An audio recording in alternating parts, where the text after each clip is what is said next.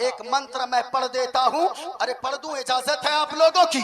ये देखें मेरे हाथ में जो किताब है, किताब का नाम, मैं एक भगवत गीता का मंत्र पढ़ता हूँ। जिनको देखना हो वो आकर देख सकता है, जिसको सुनना हो वो यहाँ बैठ के सुन सकता है। एक मंत्र का अगर कोई गलत साबित निकाल दे तो मैं एक मंत्र अगर कोई गलत साबित कर दे, मोइनुद्दीन कादरी उसे मुंह मांगा इनाम देकर जाएगा। मैं जो भी बोलता हूँ पहले किताबों में अध्ययन करता हूँ, फिर उसके बाद बोलता हूँ। देखे मेरे हाथ में किताब है श्रीमद् भगवत गीता, इसमें एक श्लोक है, पेज नंबर 156 है। देखे इस्लाम की खूबसूरती क्या है, इस्लाम कितना सुंदर मजहब है। लिखा है वायुर्देयर्मुगुणी वरुणा शशंक प्रजापतिष्ठं पर पितामहश्च नमो नमस्ते शुशाहस्कृता पुनश्च भूयोऽपि नमो नमस्ते अधर्माभिभवात् स्ना प्रतुष्यन्ति कुलस्त्रिया स्त्रीषु दुष्टाषु वार्ष्णे जायते वर्णशंकर यो माम जमनादिं च वेत्ति लोकमहेश्वरम् असम्मूढ समर्थेषु सर्वपापै है परमुच्यति गणेश्यं चरणं शीशमनं शशांकं चरणं शीशमनं पर्वतं चरणं शीशमनं गंगाजलं स्नानं पंडितम गौदानं स्वाहा कल्कि अवतार न्यारपंतम पृथ्वी मध्यम उर्वशिख्यारतम बलवन स्वान्नम लम्नघीयं पुष्पफनं तपस्यं वीरं महावीर गुरों प्राणं प्रादीपं सोमवती विष्णुवेशं स्वरूपम असुमा सुगुमारुहा देव दत्तम जगतपति असिना साधु अष्ट अश्चर्य गुणवती गिरिघिनी लगंधा अति ज्योति में प्रकाशम नतमस्तक भूमिष्ठम परभो गुणगानम नाफ बुरीदा लीड गच्छदीन प्रक्रम पवित्रम गंगा स्नानम मति पवित्रम पवित्रम पवित्रम। और एक पंडित है लोगो, वो मौलाना नहीं बल्कि पंडित है, पंडित नाम है पंडित सोमनाथ वर्मा। वो पंडित जब चलता गए एक हाथ में त्रिशूल रखता गए, एक हाथ में छोटा सा लोटा रखता गए, माथे पे चंदन का टीका लगाता गए। वो पंडित जब चलता गए कुछ और बोलता गए, लेकिन जब हुजूर की बात आती गए वो जबान खोलता गए तो वो मुस्तफा मुस्तफा बोलता है।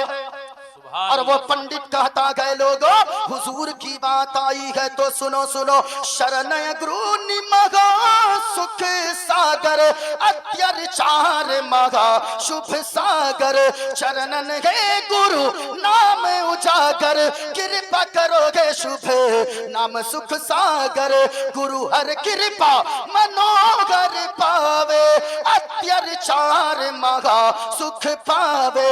और जय गुरु नाम नम कर जय बिना मुहम्मद पार न होए।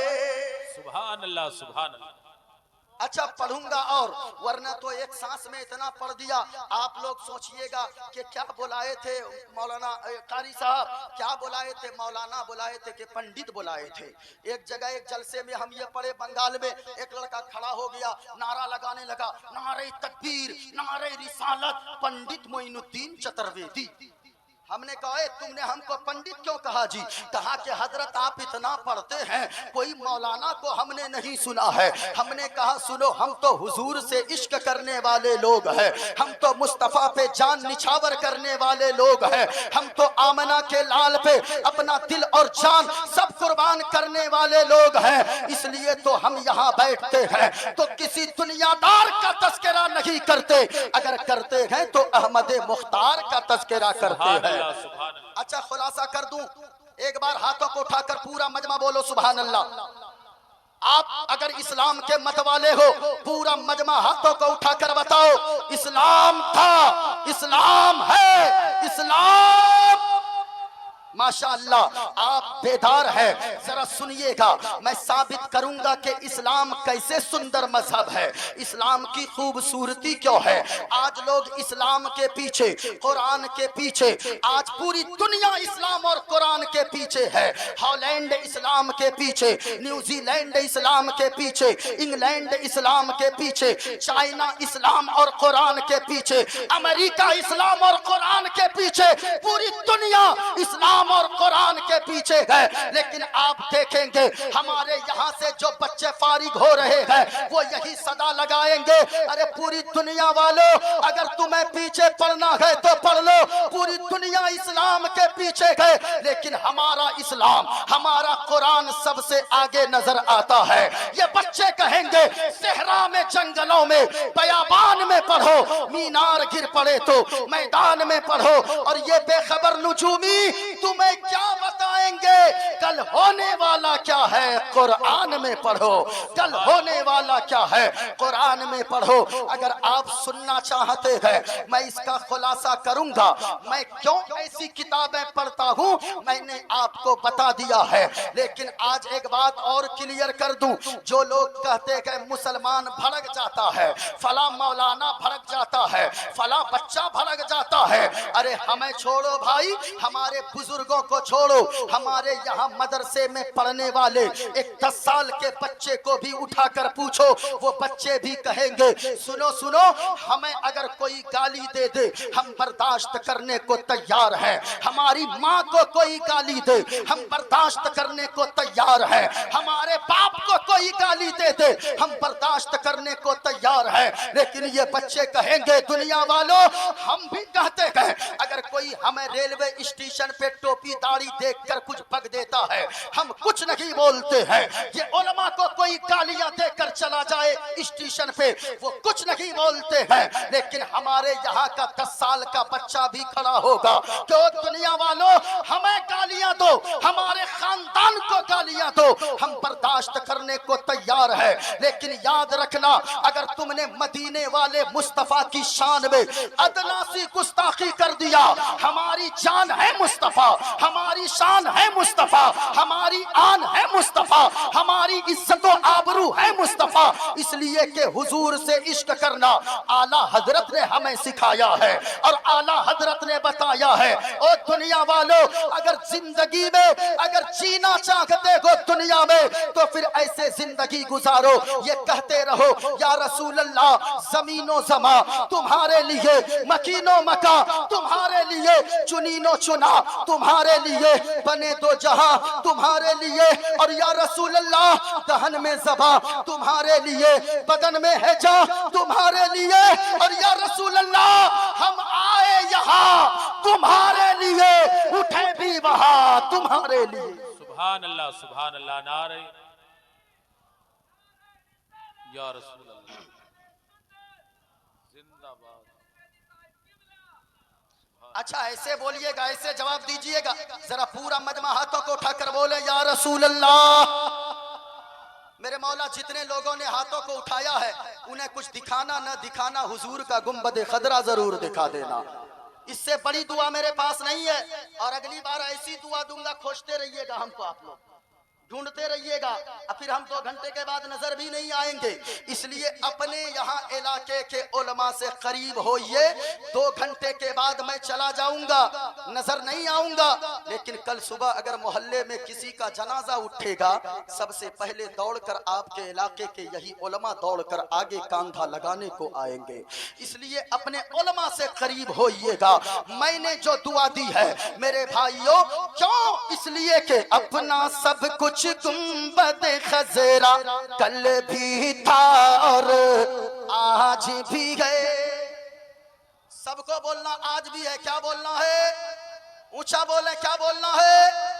आज भी है, ऐसे नहीं। ये देखे गुंबद खदरा, आए हाय हाय, तस्वीर में जब इतना खूबसूरत है, मैंने भी जाकर जियारत की है, कभी जाओ, इतना खूबसूरत है ना गुंबद खदरा, ऐसा लगता है कि पूरी दुनिया की खूबसूरती को निचोड़कर अल्लाह ने गुंबद खदरा पर डाल दिया है, इतना खूबसूरत है। इसलिए मेरे भाइयों, अगर आपको लगे कि कोई हसीन चीज देखनी है, कोई खूबसूरत चीज देखनी है, इधर उधर ना जाओ, दुनिया के नजारे न देखने जाओ, बल्कि अगर अल्लाह तौफीक दे दे तो हुजूर के गुंबद खदरा को देख कर आओ। आप भी जाओ, घर वालों को भी जाकर जियारत करवाओ। इसलिए कि वहां से जो भी आता है वो यही गुनगुनाता है, अपना सब कुछ गुंबद खजरा कल भी था। और बुलंद आवाज से अपना सब कुछ गुंबद खजरा कल भी था रे। अच्छा आप लोग चुप रहिएगा, हम अपनी बिरादरी वालों को, हमारी बिरादरी वालों को देखिएगा, ये लोग देखिएगा, ये लोग, आप ये ना सोचें, हमारे उलमा ने जब जब आवाज को बुलंद किया है हिंदुस्तान की तारीख को बदल कर रख दिया है। हमारे यही उलमा है जिन्होंने एक आवाज अगर लगाया है तो अंग्रेज हिंदुस्तान छोड़ने पर मजबूर हो गए हैं। वो कौन है जिहाद का फतवा देने वाला?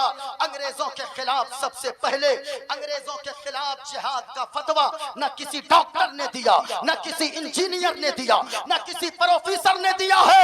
सबसे पहले अंग्रेजों के खिलाफ जिहाद का फतवा अगर किसी ने दिया है, हमारी जमात के बड़े आलिम दीन अल्लामा फजले हक खैराबादी ने दिया है। उन्होंने दिया है जिहाद का फतवा। इनको देखिएगा, अपना सब कुछ गुंबद खजरा कल भी था रे। पूरा मजमा बोलिएगा, आज भी है और मेरे नबी से मेरा रिश्ता, मेरे नबी से मेरा रिश्ता कल भी था रे। मेरे नबी से मेरा रिश्ता कल भी था रे। आय हाय भाई, मैंने जो दुआएं दी है ना, याद रखिएगा, यहाँ पे किसी की दुआ कबूल हो या ना हो, लेकिन मुझे यकीन है मेरी दुआ जरूर कबूल होगी। अब इतना बड़ा दावा है तो दलील तो चाहिए ना।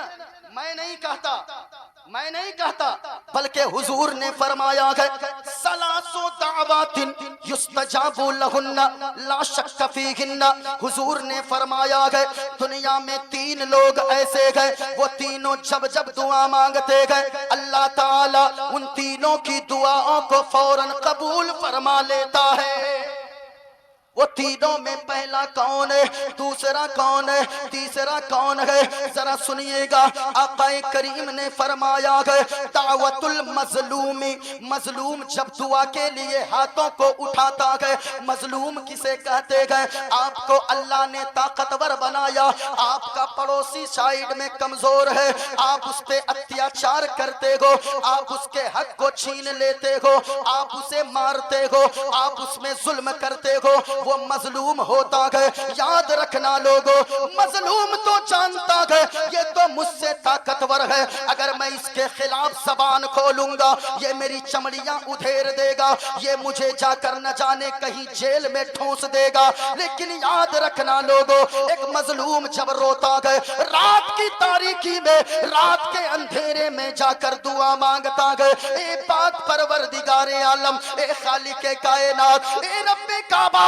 फला को तूने ताकतवर बनाया है, मुझे तो तूने कमजोर बनाया है, वो मुझ पे जुल्म करता रहता है, मैं तो उसका बदला नहीं ले सकता। लेकिन मेरे मौला, हमने सुना है जिसका सहारा दुनिया में कोई नहीं होता है, उसका सहारा परवरदिगारे आलम तू हुआ करता है। ए पाक परवरदिगारे आलम, इस मजलूम की दुआ को कबूल फरमा ले। मुस्तफा फरमाते गए, मजलूम अभी दुआ मांग कर हाथ को चेहरे से नीचे भी नहीं लाता है कि अल्लाह ताला मजलूम की दुआ को फौरन कबूल फरमा लेता है।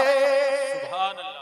इसलिए किसी पे जुल्म न किया करें, किसी पे आप किसी के हक को न दबाया करें। पहला तो हो गया, दूसरा कौन है? आकाए करीम ने फरमाया है, दूसरा है दावतुल मुसाफिर। मुसाफिर जब दुआ मांगता है, मुसाफिर की दुआ को अल्लाह ताला कबूल फरमाता है। मैं भी मुसाफिर हूँ, यहाँ आपके यहाँ बहुत सारे उलमा तशरीफ लाए हैं 92 किलोमीटर की दूरी से, वो भी मुसाफिर है, इसलिए मैंने दुआ दी है। मेरे मौला, यहाँ जितने लोग बैठे हैं इन जलसे के सदके में इन सबों को मेरे मौला नमाज पढ़ने की तौफीक अता फरमा देना और हुजूर के गुंबद खदरा की ज़ियारत अता फरमा देना, क्योंकि अपना सब कुछ गुंबद खजरा कल भी था।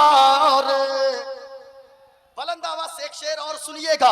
बतला दो गुस्ताख नबी को गैरत सुन्नी जिंदा है, अरे दीन पे मर मिटने का जज्बा, दीन पे मर मिटने का जज्बा कल भी था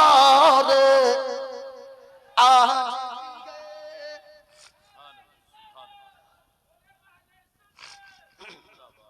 अब जरा सुनिए इस्लाम सुंदर मजहब कैसे है, इस्लाम शानदार, इस्लाम की ब्यूटीनेस क्या है, इस्लाम की खूबसूरती क्या है, आपको बताना होगा, दूसरों को मोहब्बत से समझाना होगा कि मेरे भाई तुमको अगर इस्लाम समझना है हमें मत देखो, बल्कि तुम हिस्ट्री का मुताला करो, तुम किताबों का मुताला करो, तुम हुजूर सल्लल्लाहु अलैहि वसल्लम की सीरत का मुताला करो, तुम हुजूर की सीरत, हुजूर की जीवनी पढ़ते जाओगे, तुम्हें इस्लाम से मोहब्बत होती चली जाएगी। क्या है इस्लाम, कितना सुंदर मजहब है इस्लाम, जरा गौर से सुनिएगा हमारा इस्लाम क्या कहता है। एक बात बताइए, हमारे हाथ में और पांव में नाखून है, आपके भी हाथ पांव में नाखून है कि नहीं है, जरा हाथों को उठाकर बताइए है कि नहीं है। हाथ और पांव में नाखून है, ये नाखून कितने दिनों तक ज्यादा से ज्यादा छोड़ सकते हैं, ये उलमा तशरीफ फरमा है, आप इनसे पूछिए, ये कहेंगे 40 दिन के अंदर अंदर, वैसे तो 8-10 दिन में हफ्ते में काट लिया करो, लेकिन अगर आप 40 दिन के अंदर अंदर अगर आपने नाखून नहीं काटा हाथ और पांव के, तो ये नाखून 40 दिन से ज्यादा बड़े रखना ये मकरूह तहरीमी लिखा है, ये उलमा फरमाएंगे। लेकिन आइए, एक किताब का नाम है फतवाए आलमगीरी, उस किताब में एक बात लिखी है, ये फतवाए आलमगीरी में एक मसला लिखा है, मसला ये है, ये तो 40 दिन और लोगों के लिए है, लेकिन अगर कोई जानवर का दूध निकालता हो, यानी गाय या भैंस का दूध निकालता हो, तो उसके लिए 40 दिन वो इंतजार न करे, बल्कि बेहतर ये है और अच्छा ये है कि वो 10 दिन के 8 ही दिन में नाखून काट लिया करे। क्यों? उसके आगे रीजन लिखी है, उसके आगे वजह लिखी गई है, वजह ये लिखी गई है कि जो गाय या भैंस या जानवर का दूध निकालता है, अगर उसके नाखून बड़े रहेंगे, जानवर का दूध निकालेगा, कहीं बड़े नाखून कहीं जानवर के थन में लगकर कहीं जानवर के थन में कोई जख्म ना हो जाए, कोई घाव ना हो जाए। अब मैं आपसे पूछना चाहता हूँ, ओ सरकारे दो आलम सल्लल्लाहु अलैहि वसल्लम कॉन्फ्रेंस में आने वालों, अरे जो मजहब इस्लाम जानवरों का इतना ख्याल रखने का हुक्म देता है, वो इंसानों का कितना ख्याल बताता होगा, वो इंसानों, वो मानवता का कैसा पाठ पढ़ाता होगा, वो इंसानों की कितनी कद्र बताता होगा। ये हमारा मजहब इस्लाम है। जो लोग कहते हैं मुसलमान इस्लाम तो खून बहाने का धर्म है, मैं कहना चाहूंगा, अरे भाई तुमने इस्लाम को पढ़ा ही नहीं है। पूछो इन उलमा से, किताब में आता है मसला ये है कि अगर आपका वजू 1 लोटा पानी से हो जाता है तो ज्यादा पानी खर्च करना ये फजूल खर्ची है। आपको ज्यादा पानी बहाने से भी वजू जैसी इबादत में मना किया गया है। तो जो मजहब इस्लाम वजू जैसी इबादत में ज्यादा पानी बहाने से मना करता है, वो किसी का खून बहाने की इजाजत कैसे देगा। लेकिन समझना होगा, पढ़ना होगा, उलमा से सुनना होगा, हुजूर की सीरत को पढ़नी होगी, हुजूर की सीरत को सुनना होगा, तब आपको पता चलेगा कि इस्लाम की ब्यूटीनेस क्या है, इस्लाम की सुंदरता क्या है। आइए मैं आपको और आगे बताता चलूं।